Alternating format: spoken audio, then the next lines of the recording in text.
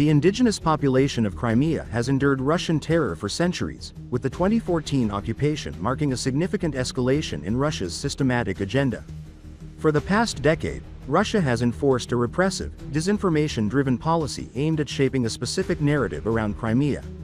The Kremlin has militarized the region and used it as a launchpad for the full-scale invasion of Ukraine in 2022. But Ukrainian strikes on peninsula forces Russians leave Crimea. I am sure that at least 50%, and even more, of those who settled after 2014 will leave, notes Crimean journalist Imran Useynov. In his opinion, a significant portion of those who lived on the peninsula before 2014 and who supported the occupation of Crimea will also leave.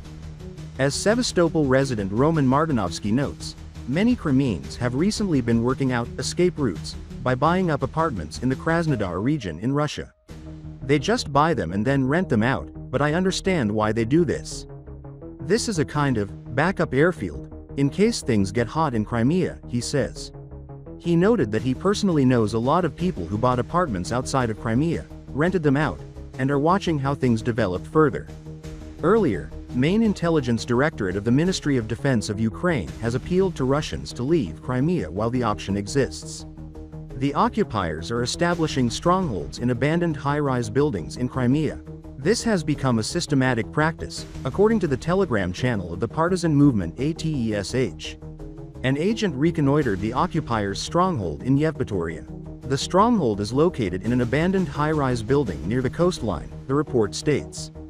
According to the partisans, the area has been secured, with positions set up for surveillance and shooting. Military equipment and personnel have been spotted near the post, ATESH adds.